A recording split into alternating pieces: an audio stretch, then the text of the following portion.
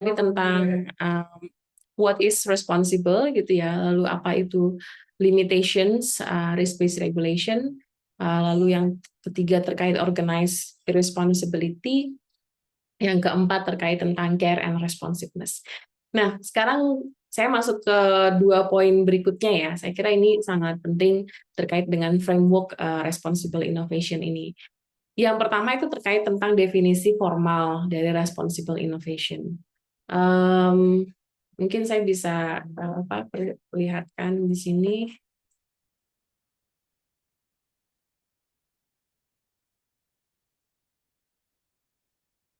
Oke.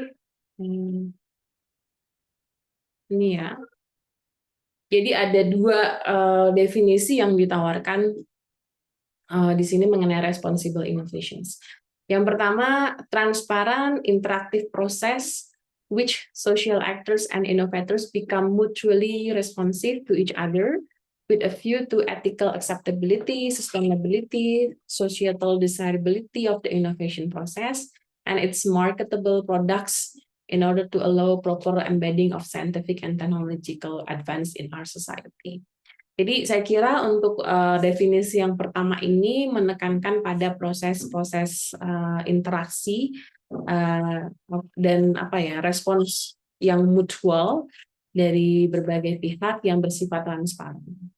Nah, lalu Stilgo menawarkan satu elemen lain selain dari tadi ya, bahwa responsible innovation itu sebagai sebuah proses interaksi yang transparan antar aktor. Saya kira definisi yang kedua di sini, Stilgo ingin menawarkan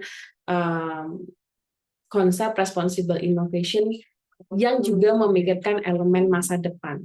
Jadi means taking care of the future through collective stewardship in science and innovation in the present.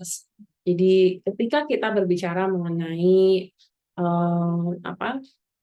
responsible, ketika kita bicara mengenai inovasi-inovasi yang bertanggung jawab, kita tidak hanya berbicara mengenai bertanggung jawab pada dampak sosial dan lingkungan dan politiknya sekarang, tapi kita juga perlu memikirkan dampak sosial, lingkungan, dan politiknya di masa depan. Dan prinsipnya adalah kita sudah mulai memikirkan itu, mempedulikan itu semenjak kita membuat kebijakan, semenjak kita membuat inovasi teknologinya saat ini. Kasusnya menarik teman-teman bagi yang sudah membaca ya, di bawah itu kan diceritakan kasusnya mengenai space. Jadi kalau tidak salah ini di bidang geoengineering, saya nggak begitu expert, saya nggak punya background di bidang geoengineering, jadi agak struggling juga gitu baca studi kasusnya. Tapi saya kira adalah yang ingin dilakukan, mereka ingin kalau tidak salah merekayasa lapisan stratosfer ya, nggak salah namanya, untuk merekayasa cuaca kira-kira gitu. Tapi yang terjadi adalah mereka menerapkan prinsip-prinsip responsible innovation selama proses inovasi itu didesain dan diproses dan juga diproduksi gitu ya.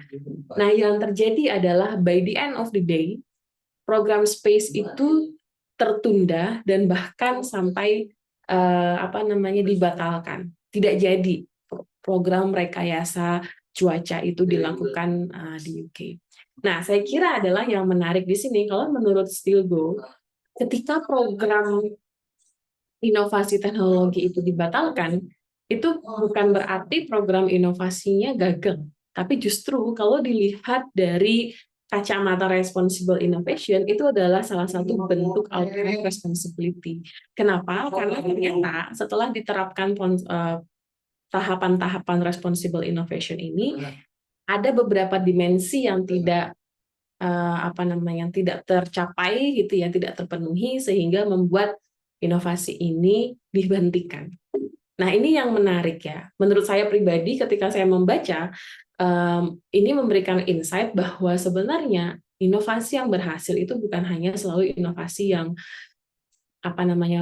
berhasil launching gitu, mendapatkan modal dan bisa berkembang, tapi bisa jadi sebenarnya inovasi yang berhasil juga bisa dikatakan ketika kita melihat inovasi-inovasi yang tidak jadi launching karena berusaha menerapkan prinsip-prinsip responsibility di masa depan ini, atau berusaha menerapkan prinsip-prinsip responsible innovation.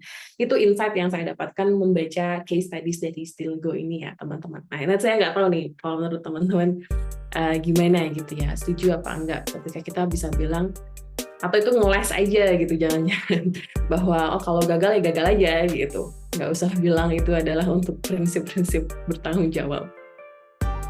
Tapi tadi saya berbicara mengenai dimensi-dimensi ini ya, responsibility.